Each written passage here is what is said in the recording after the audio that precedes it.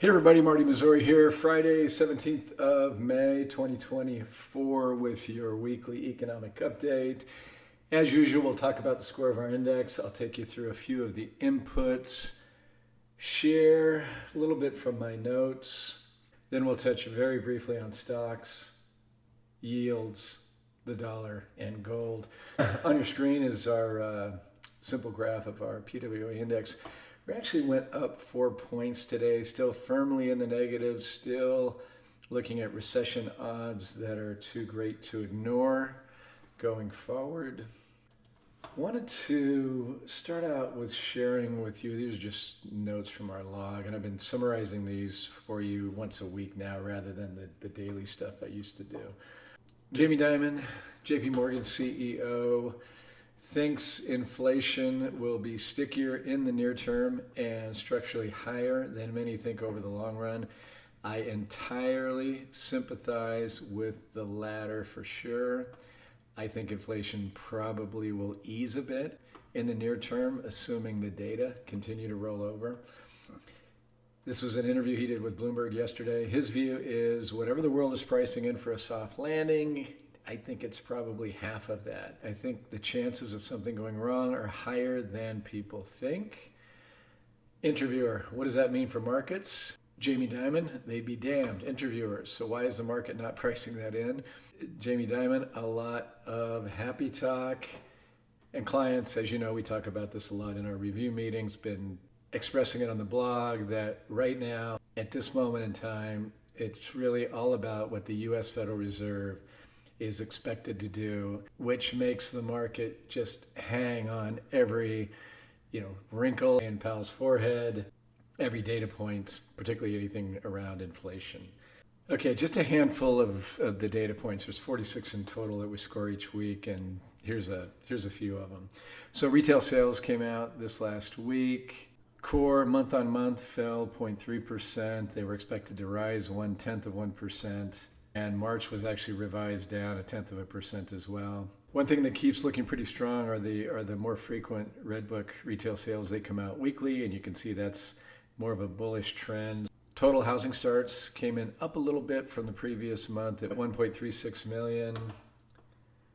The all-important single-family starts were off just a little bit from the prior month, so 2 months in a row of declines. As for housing permits, which are a tell on future housing starts, you can see that they came down quite notably over the last month. So home builder sentiment actually peeked its head back once again into expansion territory back in March. However, in April, it's back in contraction territory, which is below 50. The present situation and future sales, the purple and the orange respectively, you can see the sentiment around those is also declining. And then prospective buyers traffic has rolled back over a bit as well. Of course, they cite mortgage rates and consumer confidence and so forth as the key culprits there. Small business optimism actually peaked up here just a little bit. Folks know, though, that the long-term average is 98, so we're still at, as you can see, 89.7. Slight uptick in hiring plans, uptick in CapEx plans. Reading through the report, a very bearish narrative. So nothing inspiring there as it relates to the economy. And certainly nothing as we look at the continuing decline of the U.S. Economic Surprise Index. So this is an index that captures data as it comes out compared to what economists had previously expected. The fact that it's falling deeper into negative territory doesn't mean we're in recession, just means that the data is not cooperating or has not been as good as what economists had previously expected. And this is very consistent with our view and what we've been talking about in terms of what our data is beginning to signal even more so on a go-forward basis. CPI came out this week. Market absolutely loved it because it came in a little soft. It was expected to come in maybe a little hot, but 3.4 versus 3.5 on the headline on a year-over-year basis, 0.3%. You can see that's down a little bit on a month-on-month basis. And by the way, folks, this is still way above the Fed's supposed 2% target. Core, when you X out food and energy, came down a tick as well to 3.6%. Month-on-month, 0.3% as well. Producer prices actually came in a little hotter than expected, but the previous month was revised lower. So that pretty much quelled what was initially a negative response in the pre-market until they got into the numbers and realized the revisions and so forth. So again, inflation's running way too hot for, you would think, for the Fed to cut interest rates on that metric alone.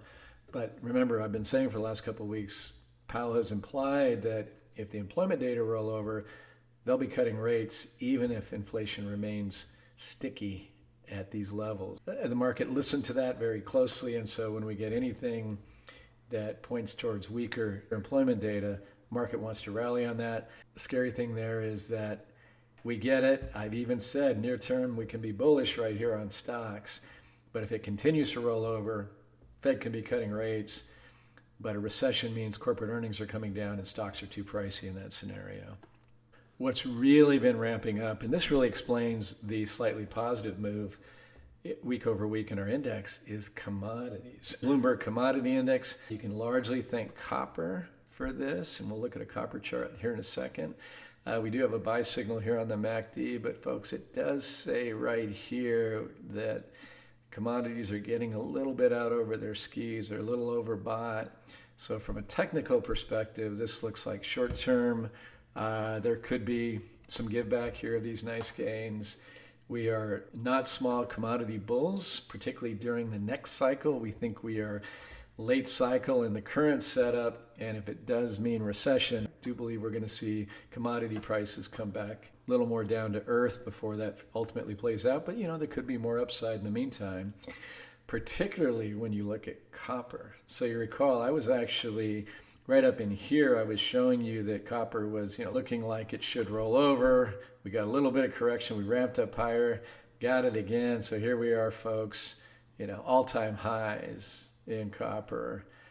We do have a buy signal, but with this, the MACD is way elevated, and that's a bearish divergence. And we're overbought here on the RSI with a bearish divergence.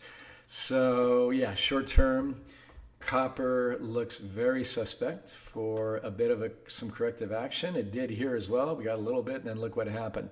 Now, the supply-demand mismatch probably for years going forward is not small in copper.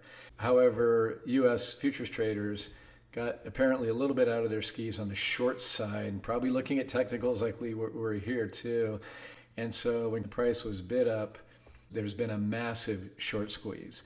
So make no mistake, this last big ramp right up in here was more about traders being on the wrong side of it and having to cover their shorts. So if that was primarily the driver from here, once the dust settles, and who knows how much higher it could go, we could see a decent correction in copper. But again, I think there is a very legitimate, compelling, longer-term bull case for industrial metals. Okay, so let's stop there on the macro stuff and let's just jump to stocks. So remember last week we had a bear flag pattern on the S&P that had failed, right? And we were looking, I think, we were right up in here testing this trend line. And I said that if, we get weak retail sales or weaker than expected CPI, we could definitely break above that. I mentioned we could even see marginal new highs, which is exactly what we saw. The short term, I think I showed you the hourly chart last time, was not compelling on a short-term basis, but we had to recognize that there is potentially not small catalysts this week that could see markets do what they did. And it was actually signaled in the technicals of yields and the dollar, which I'll show you. Those have actually been a better tell on what stocks would do in the short term lately than the actual stock market charts. But what I also said is we hit those marginal new highs. I didn't see any way we could burn through these bearish divergences. So this is still a concerning look when you look at momentum not keeping pace with price and just about overbought on the relative strength index. As for the NASDAQ 100 index, same thing, right? Marginal new high, bearish rising wedge pattern, positive look here on the moving averages, bearish divergences. So we'll keep an eye on that. But, I have said, folks, short to intermediate term, it's hard to be bearish right here. If the economy gets weaker, the market's going to think the Fed's going to cut and save the day. And as long as it thinks that, stocks can hang out up here or higher. hot inflation data and hawkish commentary from the Fed could see a correction. Remember back in here, in fact, right up in here, I was flagging, we had a rising wedge, we had our bearish divergences, and I said it really looked like, and I was looking at sentiment being out over its skis, high odds of a 5 to 15% correction. I think we got 6 peak to trough, and here we go again, right? So we're kind of looking like that again. Sentiment went into the gutter here. That helped because, of course, that freed up some liquidity, and then suddenly news got better and everybody had to get back over to the bull side of the boat. Well, they're pretty firmly over there again. Advisors are kind of in scary territory. Individual investors are getting out over their skis a little bit. The Citigroup Fear Greed Index is now in the greed, but not extreme greed. And the JP Morgan Investment Manager Survey, which they ask me to participate in each month, and I do. My fellow respondents are very, very giddy, more giddy than me on stocks. So that gets back to that scenario where too many people are loading up on the bull side of the boat. You get a little negative news, and then you get more action like this. I mentioned yields. Remember here, I didn't put it on the permanent lines, but I drew kind of a bear flag pattern. And I said, if this plays out, that's going to be very bullish for equities. And you can see that has been bullish for equities. Yesterday and today we're off a little bit in the S&P, and you can see yields came back up. I also said that the dollar is looking very bearish short term, and if it rolls over, that's going to be very bullish for stocks. And then we had a really nice bear flag pattern that looks like it pretty much has played out, right? So definitely could go lower in the dollar. We are long-term bears on the dollar. Right now, a weak dollar is very bullish for stocks. You can see stocks have struggled the last 2 days. Dollar's up a little bit from where it was. Lastly, good old gold. Not a bullish looking chart on gold, but I did say I wouldn't make a big bet, kind of ambiguous. I could make a case. I could see folks rushing back into gold right in here. This is quite the not small bearish divergence. Clients, as you know, gold is our biggest position below treasuries, so we are certainly not complaining right here. Don't necessarily want to add to that position right here either. We're quite pleased with our year-to-date results, particularly when we look at our portfolio on a risk-adjusted basis. This is a market that I think you want to hedge. I think you want to be uber diversified, very careful, and very liquid. But it's a market we can make money in, at least for now.